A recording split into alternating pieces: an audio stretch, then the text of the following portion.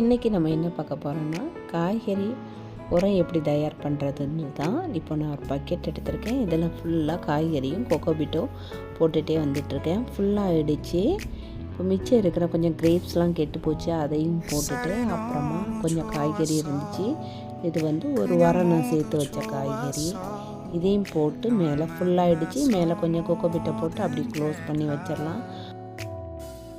20 நாள் 25 நாளில் நல்ல இது மக்கி நமக்கு காய்கறி உரம் கிடச்சிரும்.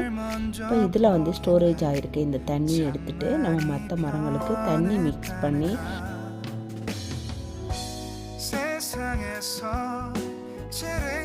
இந்த லிக்விடை நீங்கள் கொஞ்சம் தண்ணி மிக்ஸ் பண்ணி ஊற்றுங்க.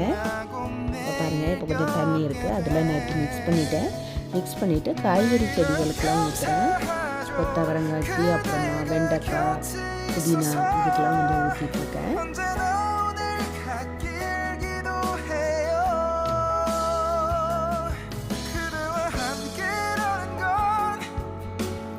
குருவிங்க ஒரு மல்பரி கூட விட்றதில்லை, எல்லாத்தையும் விடியா காலமே சாப்பிட்ருவோம். இன்றைக்கி 2-3 மல்பரி கிடச்சிது. அப்புறமா அதை வாஷ் பண்ணி எடுத்து சாப்பிட்டுட்ருக்கேன்.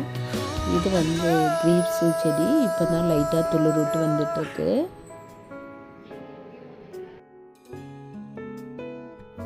டெய்லி நான் சங்குப்பூ டீ குடிச்சிடுவேன். அதுக்காக வேண்டி கொஞ்சம் சங்குப்பூ பறிச்சிட்ருக்கேன்.